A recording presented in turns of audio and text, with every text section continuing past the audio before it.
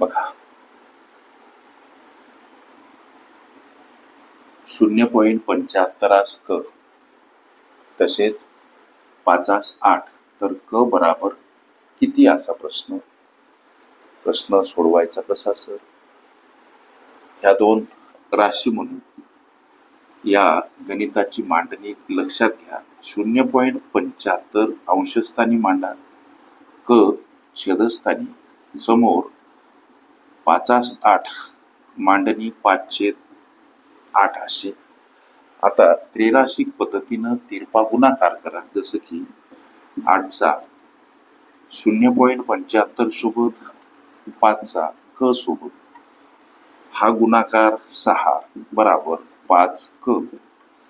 आता 6 कडे येताना 5 भागीला स्वरूपात समोर क आणि हा भाग द्या. हा भाग 6 भागीला 5 म्हणजे 1 उरला, दशांश चिन्ह 0, 5 दोन्ही 10. हा भाग जातो 1.2 ने, म्हणजे क ची किंमत किती हो? तर 1.2 हे या प्रश्नाचं उत्तर पर्याय क्रमांक बी मध्ये दर्शवलेलं आहे. ओके.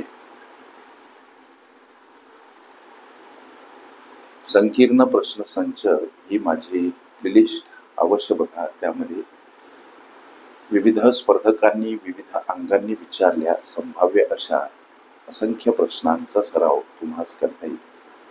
ओके.